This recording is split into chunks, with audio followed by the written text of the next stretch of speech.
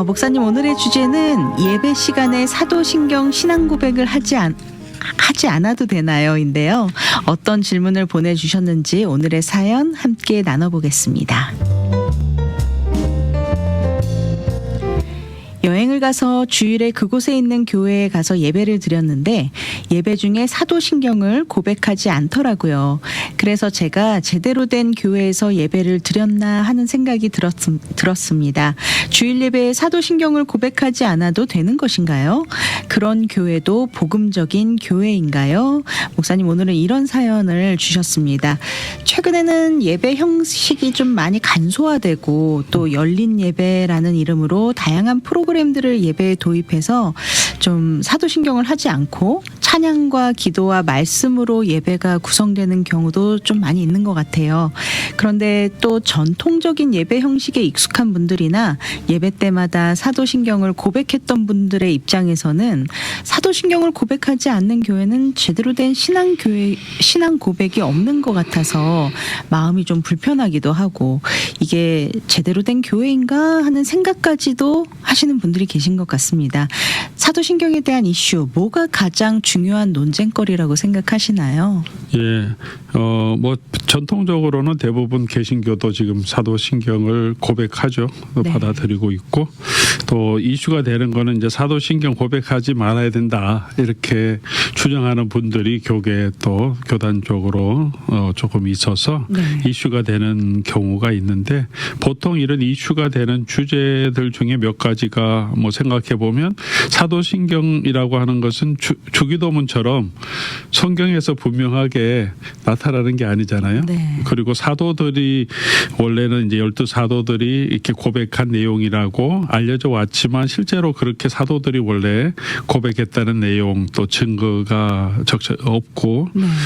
그리고 이제 중세 캐톨릭 시대에도 계속 이 사도행전을 고백해 왔기 때문에 중세 캐톨릭의 유산 뭐 그런 것들이 남아 있다. 네. 특별히 이제 예수님께서 영어 버전을 보면 원래 라틴어 버전에 있는 것처럼 예수님이 지옥에 내려갔었다. 지옥 네. 강하라고 하는데 descending into hell 그 부분이 있으니까 이것은 카톨릭 교회가 가지고 있는 연옥 교리에 근거한 거다. 그래서 이 고백 자체가 중세 캐톨릭에서 생긴 거고 뒤에 또 영어로는 한국말로는 그냥 거룩한 공교회 우리가 이렇게 번역했는데 영어로는 Holy Catholic Church 이렇게 네. 원래 오리지널 번역이 그렇게 돼 있거든요. 그러니까 이 Holy Catholic Church를 고백하는 거다. 그래서 네. 이런 거부감을 가지고 이게 고백하면 안 된다 이렇게 주장하시는 분도 계신데 뭐 그런 주장도 있긴 있지만 대부분 종교 개혁자들이 개신교단 종교 개혁자들과 개신교단들은 다 대부분은 사도신경을 그대로 공교회 고백으로 받아들이는데 큰 어려움이 없거든요. 네. 사도신경 예배에서 고백하기도 하고 또는 뭐 예배에서 고백하지는 않지만 그래도 우리가 공적인 이 초대교회부터 가지고 있던 신조 공교의 신조가 이제 니케아 아타나시우스 칼세돈 신조라고 이 동서 교회가 분열되기 전부터 원래 있었던 기독교 교리의 핵심을 나누는 신조와 함께 사도신경을 대부분 다 받아들이고 있어요. 정통적인 우리 신앙의 고백으로.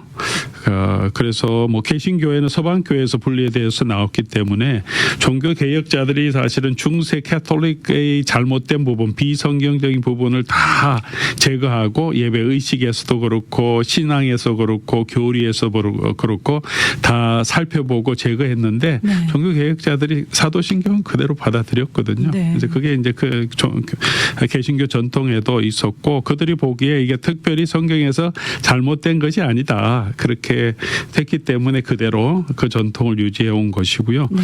동방 종교 같은 경우에는 사도행전을 공식적인 신조로 채택하진 않아요. 네. 내용이 틀렸다 그래서가 아니라 원래 그들은 그보다 더 정확한 뭐 니케아 신조라든가 이런 것들이 사도행전과 비슷하지만 사도신경과 비슷하지만 훨씬 더 자세하게 삼위일체 그리고 예수님의 신성 인성에 대해서 고백하고 있기 때문에 그게 있으니까 사도신경은 이렇게 그들이 채택하지 않고 있어요. 그래서 네.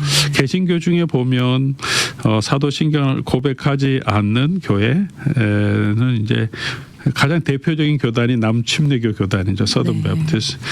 그런 교단은 뭐 성경이 우리의 가장 중요한 거다. 그리고 이렇게 예배 시간에 이게 신앙 고백, 신조를 이렇게 고백하는 것을 특별히 하지 않아요. 네. 아마 우리 사연에 있던 이 분이 아마 갔던 교회가 아마 침례교 계통의 네. 교회가 아니었을까 그런 생각이 듭니다. 지금도 침례교 교회 계통에는 예배 시간에 사도신경 고백이 거의 없죠. 네. 예, 뭐 장로교나 보통 전통적인 교회는 다 있는데 뭐 사도신경 예배에 사용하지 않는다고 이상하다든가 여기 질문하신 것처럼 또 정통적인 교회가 아니다 이렇게 생각할 건 아니고요. 네. 왜냐하면 사도신경 자체도 아주 간략한 우리 신앙의 고백이고 네.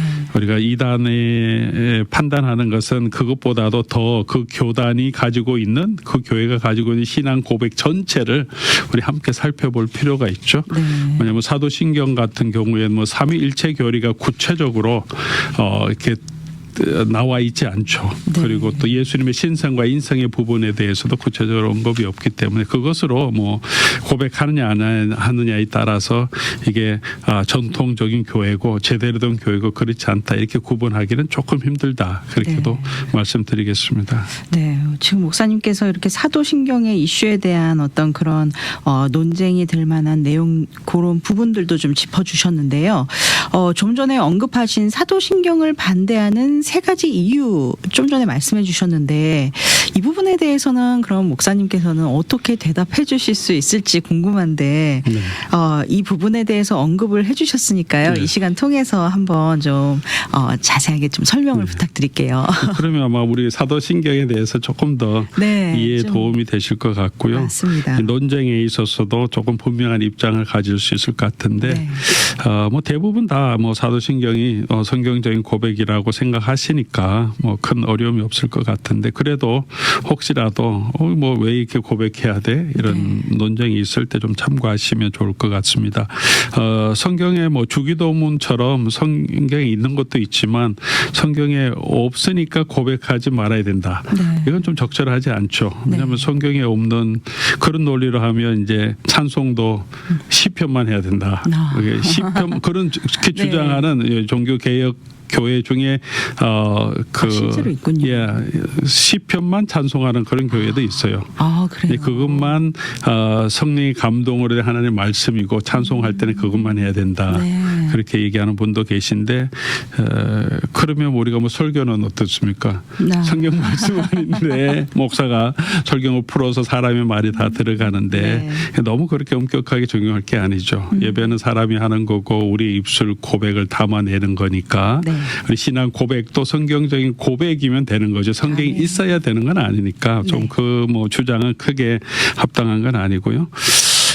그 다음에 이제 또 한 가지는 사도행전이 이제 이게 제일 중요한 이슈죠. 중세 캐톨릭 신학, 그럼 중세 캐톨릭에 시작된 거 아니냐. 원래 초대교회부터 시작된 것이 아니라 네. 그리고 그 안에 홀리 캐톨릭 처치라고 원래 이게 영어로 이제 오리지널 번역에는 그렇게 들어가 있으니까 캐톨릭을 공교회로 믿는다는 그런 고백이 들어있지 않느냐 이렇게 주장할 수 있는데 근데 원래 이 캐톨릭이라고 하는 이 라틴어에서 왔는데 이 캐톨릭이라고 하는 단어 자체가 공적인 의미예요. 네. 공적인 교회, 공교회. 이 땅에는 모든 보편적인 교회를 의미하는 단어거든요. 카타 네. 이게라는 게 모든 사람들. 그래서 캐톨릭 교회도 우리가 공교회라는 의미에서 자기가 캐톨릭 처치라고 그렇게 말하는 거예요. 네. 그래서 이 같이 그래서 중복되는 거지.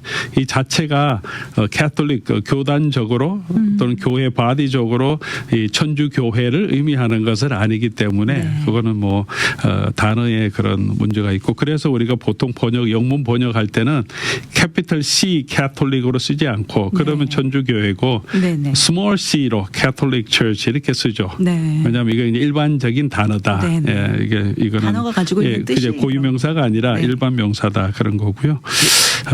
뭐 우리는 거룩한 공교회로 번역해 놓았으니까 이런 논쟁은 한국권에서는 좀 없죠. 네. 근데 영어권에는 Catholic Church라고 고백을 하게 되니까 네. 써놓은 게 그러니까 이런 논쟁이 있는데 뭐 그런 부분도 이렇게 이해할 수 있고요. 그 다음에 이제 제일 많은 논쟁이 예수님이 descended into hell, 음부로 내려가셨다, 네. 지옥으로 내려가셨다는 표현이 여기 들어 있어요. 네. 원래 그 전통적으로 고백하는 사도신경에 중세부터 내려오는 사도신경에 그리고 개신교회도 그렇게 고백하고요.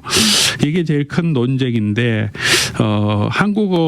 우리가 한국어로 사도신경 할 때는 이 부분이 없죠. 네. 예, 예수님이 지옥으로 내려가셨다는 부분이 없어요. 일부러 뺀 건가요? 그렇죠. 여기 네. 비성경적인 부분이 있다 해서 우리 그렇군요. 한국어로 번역할 네. 때는 뺐고요. 뭐 어떻게 결론적으로 말하면 뺀 게 잘했다. 뭐 저는 그렇게 생각될 수 있는데 네.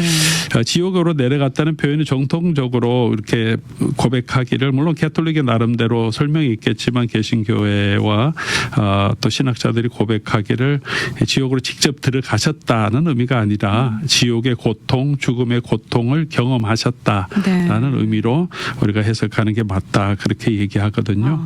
근데 이제 지옥을 내려가셨다 이 표현은 원래 이제 이 사도신경의 고백이 초창기 3세기 4세기부터 조금 문헌에 좀 등장하는데 네. 초기 형태로 근데 그 초기 형태에는 예수님에 대한 고백이 쭉 있으면서 예수님이 동정녀 마리아에게 나시고 본디오 빌라도의 고난 받으시고 십자가에 죽으시고 부활하시고 이렇게만 늘어가죠. 네. 그 다음에 뭐 지옥으로 내려가실 때는 없어요. 그리고 네네. 니케아 신경이라고 하는 신경에도 예수님이 지옥으로 내려가셨다는 부분이 없어요. 네. 이 부분이 초창기의 부분에는 그러니까 이 후대에 첨부된 것이 맞고 한 7, 8세기 경에 지금 사용하는 우리가 고백하는 그 형태의 문장은 이제 한 7, 8세기 경에 이제 완전히 정착이 된 거거든요. 네. 그 안에는 들어 있기 때문에 뭐 초창기에는 이 부분은 좀 논란이 됐던 것 같아요. 그런 게 없어요. 성경에도 그런 언급이 많이 없기 때문에 네.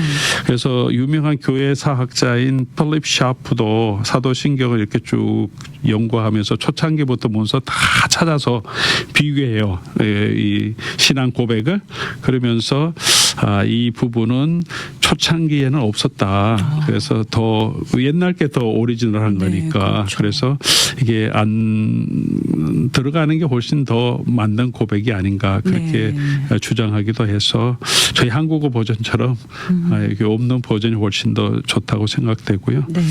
근데 뭐 교회가 전통적으로 오래 고백했던 내용들을 바꾸기보다는 바른 의미로 해석해서 이해하고 고백하는 게 중요하다. 네. 보통 이제 이 고백을 그대로 유지하는 교회들 또 미국 교회들은 네.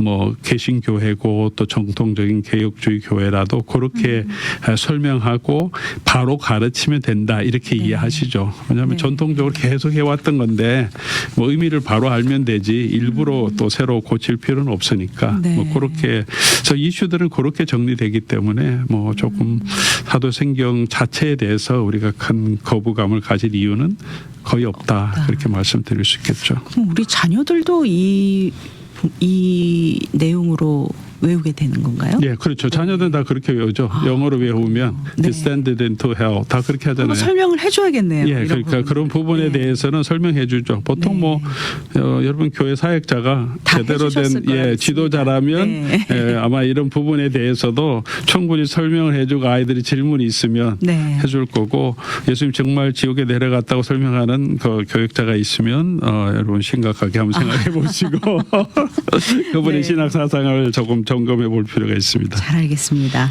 이렇게 신학적으로 좀 문제의 소지가 있는 것이라면 사도신경을 꼭 고백해야 할 필요가 있을까라는 질문을 하시는 분들도 계실 것 같아요.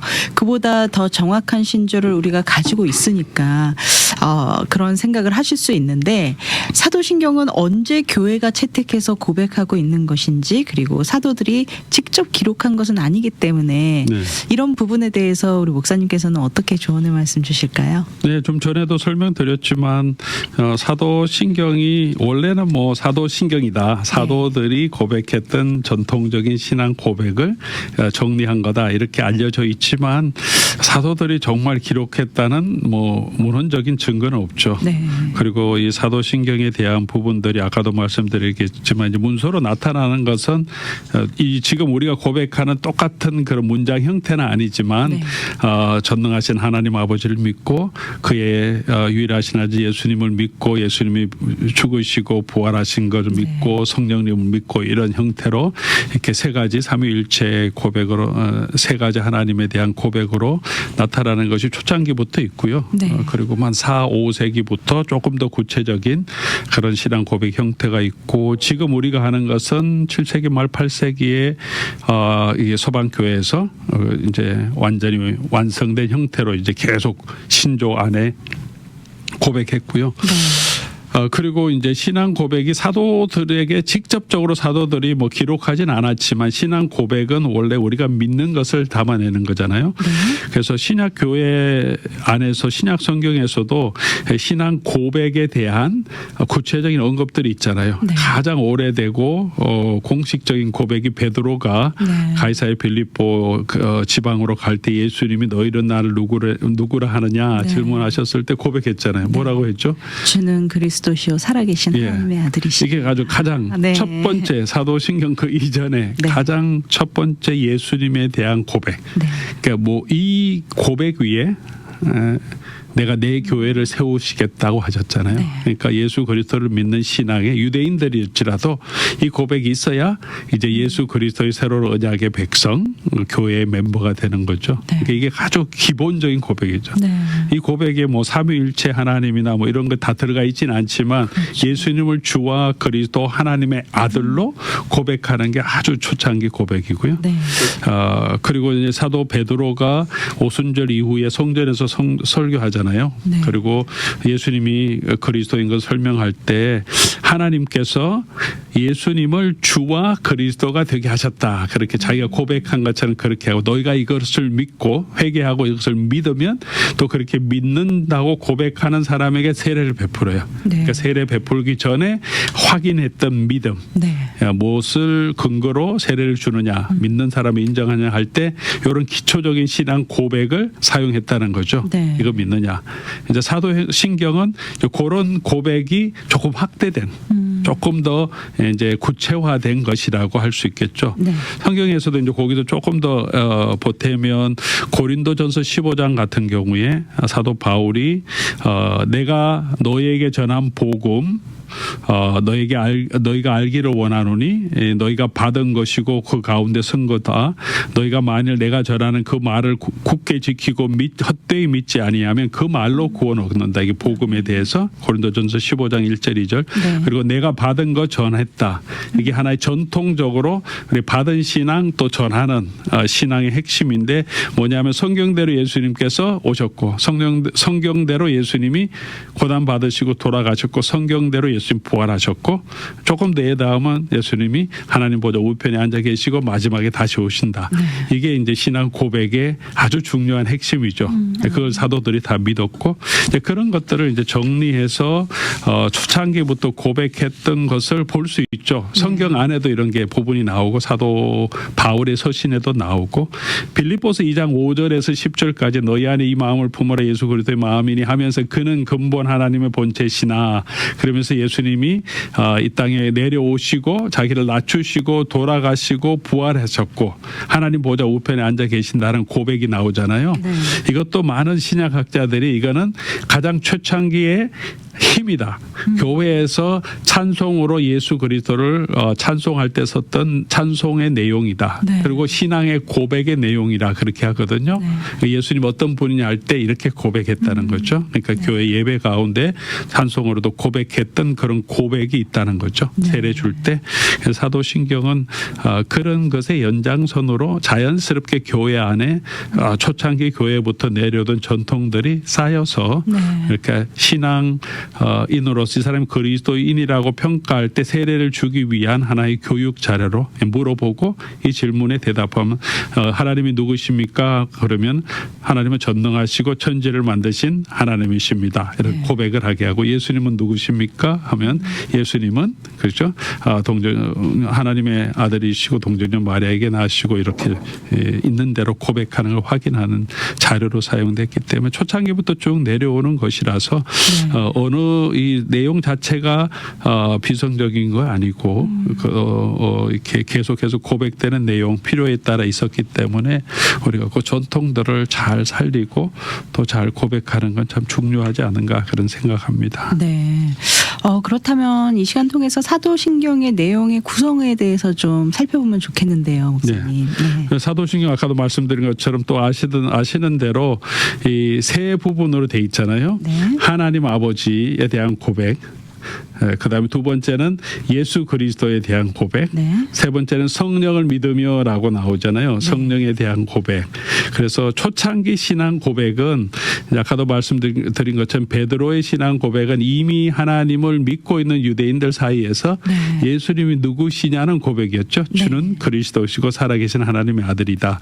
근데 그 신앙이 이제는 이방인으로 헬라인들로 이렇게 확산되면서 그들에게는 하나님이 누구신지에 대한 고백이 있어야 되고 예수님 그리고 조금 더 이제 구체적으로 성령님께서 하시는 일에 대한 고백도 있어야 되기 때문에 자연스럽게 이렇게 세 가지 부분으로 나누어졌고요.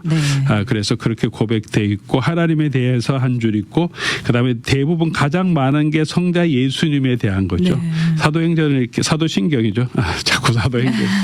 사도신경을 보통 12구분으로 나눕니다. 12사도니까 하나님에 대해서 하나 고백 있고 예수님에 대해서 7개.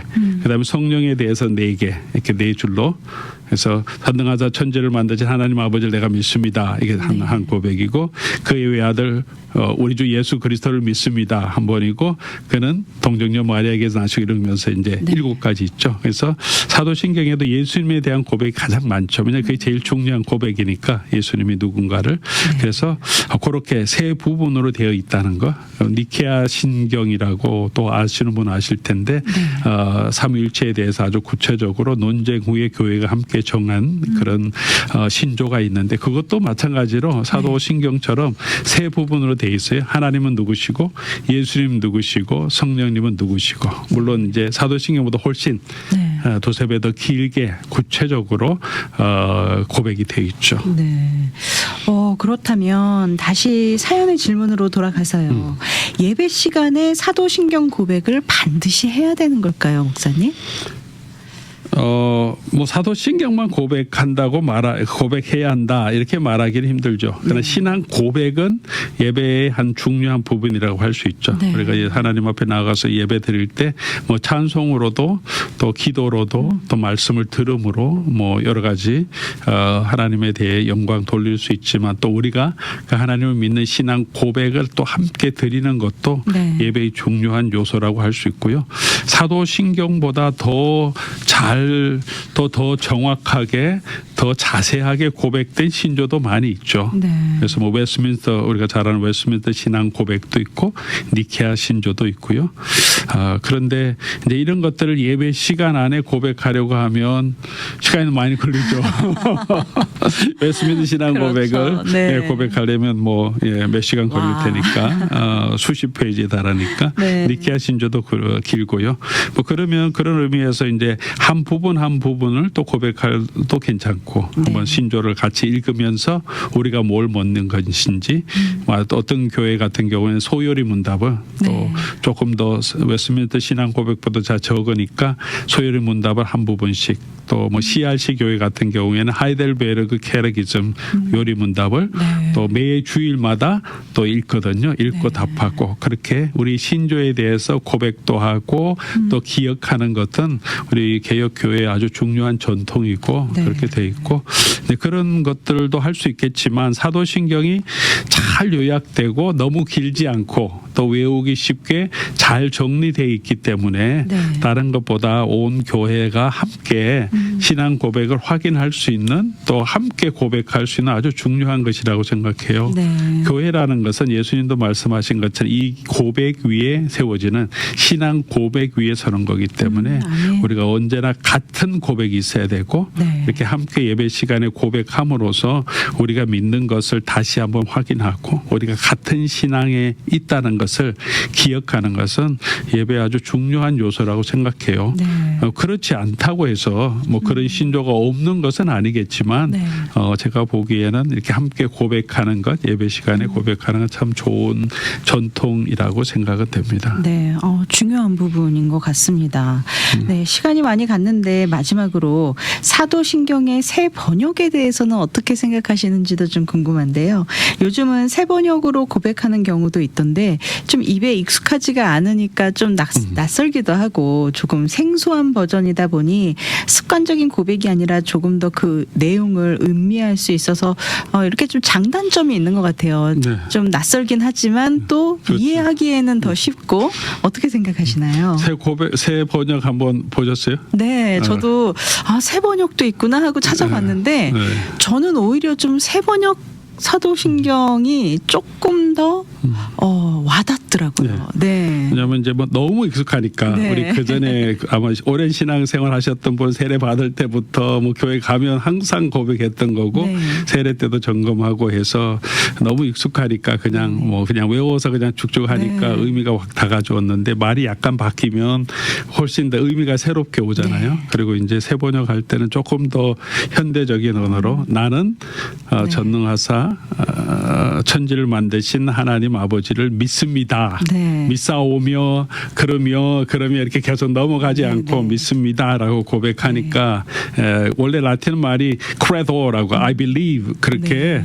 하면서 이제 고백이 하거든요. I believe 네. credo 하면서 하나님에 대해서 나는 I believe 이렇게 하니까 저 그런 의미가 훨씬 내가 믿습니다라고 네. 나는 예수님을 믿습니다. 성령님을 믿습니다. 이렇게 고백하니까 좀 더 마음이 와닿는 네. 것 같고요. 그리고 좀 더 중요한 것은 뭐 사도 새번역에 대해서도 또 여러 가지 뭐 왈가왈부하는 논쟁이 있어요. 누가 네. 번역했냐 이게 적절하냐 하는데 내용이 중요하잖아요. 네. 뭐 배경을 떠나서 이제 내용을 제가 살펴볼 때 원문과 비교해보고 라틴어와도 비교해보면 내용이 그 전보다는 훨씬 더 약간 모호하던 부분을 분명하게 한 부분이 있다. 그래서 네. 이게 더 좋다고 생각돼요. 그 전에부터 개혁판부터 나왔던 이 찬송과 함께 나왔던 이 사도신경은 외아들이라고 번역하거든 예수님을.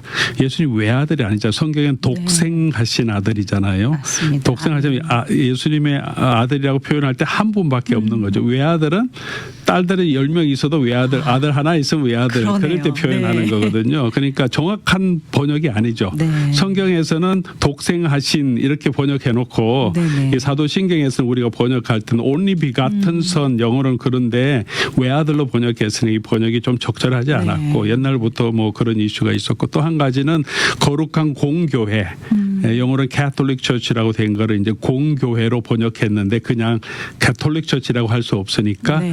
근데 거룩한 공회라고 그전에 번역했죠. 공회. 근데 공회가 아니라 Catholic Church 분명하게 그렇게 영어에도 또 라틴어에 나와 있기 때문에 네. 이번에 새로 번역할 때는 거룩한 공교회 공회를 이제 두 가지가 이제 내용적으로는 새로 번역에 문장 표현 말고 내용적으로는 차이 있는데 이 두 개 들어갔기 때문에 조금 더 분명한 번역이 아닐까 생각해서 네. 저는 좋다고 생각합니다. 네. 예. 네, 감사합니다. 오늘 신앙상담 시간 로뎀교회를 섬기시는 박일용 목사님과 함께 예배 시간에 사도신경을 고백하지 않아도 되나요? 라는 질문에 대한 궁금증 함께 나눠보았습니다. 오늘도 귀한 말씀으로 건면해 주신 박일용 목사님, 오늘도 귀한 말씀 감사합니다. 감사합니다.